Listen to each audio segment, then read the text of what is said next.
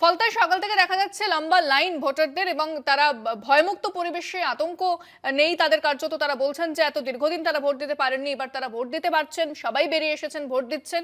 এই মুহূর্তে ফলতার ছবিটা জানবো, আমাদের সঙ্গে সরাসরি রয়েছেন প্রতিনিধি কোয়েল মন্ডল। কোয়েল, আমরা দেখছি সকাল থেকে প্রচুর ভিড় মানুষের, তারা বেরিয়েছেন, ভোট দিয়েছেন। যারা দীর্ঘদিন ভোট দিতে পারতেন না তারা এসে ভোট দিয়েছেন।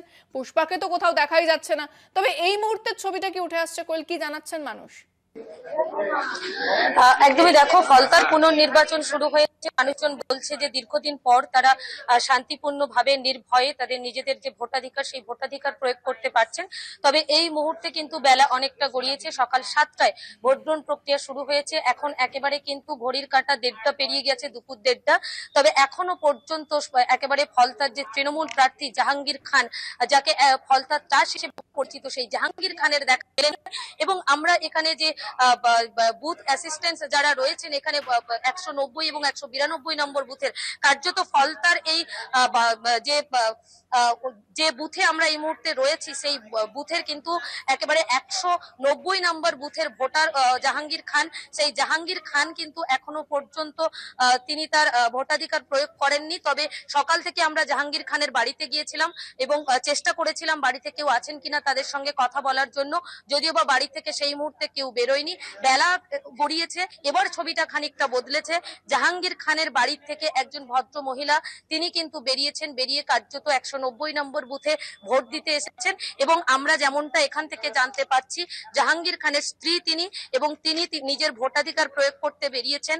একেবারে কিন্তু তিনি এই মুহূর্তে ভোটের লাইনে দাঁড়িয়ে রয়েছেন, মুখে মাস্ক পরা অবস্থাতে লাইনে দাঁড়িয়ে রয়েছেন। অবশ্যই তার ভোটদানের পর আমরা আরেকটু জানতে চেষ্টা করব জাহাঙ্গীর খান কোথায়, তিনি আদৌ ভোটদান করতে আসবেন কিনা, কি পরিস্থিতি রয়েছে। তবে এখনো পর্যন্ত মোটের ওপরে ফলতা বিধানসভা কেন্দ্রের 285টা বুথ, সেখানে কিন্তু সুষ্ঠুভাবে শান্তিপূর্ণভাবে ভোট গ্রহণ প্রক্রিয়া চলছে এই পুনর্নির্বাচনে, এবং 60%-এরও ওপরে ভোটদান হয়ে গিয়েছে। বেলা 1টা পর্যন্ত যেমনটা আমরা নির্বাচন কমিশন সূত্রে খবর পাচ্ছি, প্রত্যেকটি ভোট কেন্দ্রে প্রচুর পরিমাণে কেন্দ্রীয় বাহিনী মোতায়েন রয়েছে। এবং আমরা দেখেছিলাম দুপুরের ঠিক কিছুক্ষণ আগে সেখানে একটা লম্বা লাইন ছিল, তারপর মাঝে একেবারে ভোট কেন্দ্রগুলো খালি হয়ে গিয়েছিল, কারণ প্রখর রোদ এবং দুপুরবেলা মানুষের দুপুরের খাওয়া দাওয়া অন্যান্য কাজ থাকে।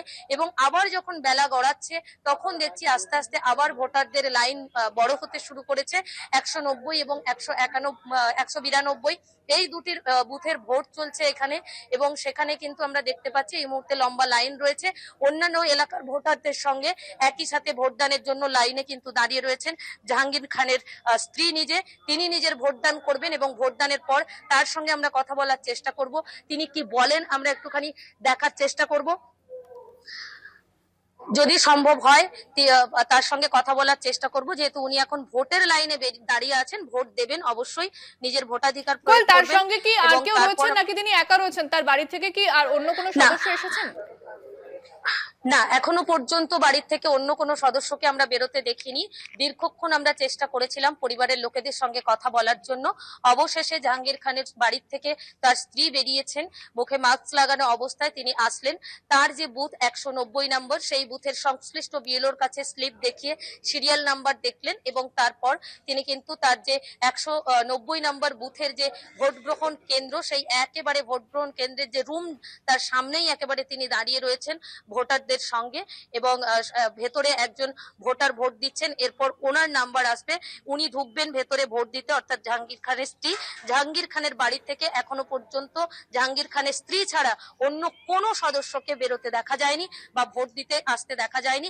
জাহাঙ্গীর খান তিনিও কিন্তু এখনো পর্যন্ত নিজের ভোটাধিকার প্রয়োগ করেননি। একেবারে কোয়েল, ধন্যবাদ। আমাদের সঙ্গে সরাসরি ফলতা থেকে ছিলেন প্রতিনিধি কোয়েল মন্ডল। এবং জাহাঙ্গীর খানের স্ত্রী ইতিমধ্যে বেরিয়ে এসেছেন বাড়ি থেকে, তিনি ভোট দিতে এসেছেন, যদিও তার বাড়ির অন্য কোনো সদস্যরা এখনো পর্যন্ত আসেনি। এবং কোথায় রয়েছেন জাহাঙ্গীর খান সে বিষয়ে কেউ জানে না, তিনি কার্যত পালিয়ে গিয়েছেন এটাই বলা যেতে পারে। কারণ সকালবেলা যখন আমাদের প্রতিনিধি তার বাড়িতে গিয়েছিলেন তার কোনো দেখা পাননি, তাকে অনেক ডাকাডাকি করার পরও কোনো সাড়া মেলেনি।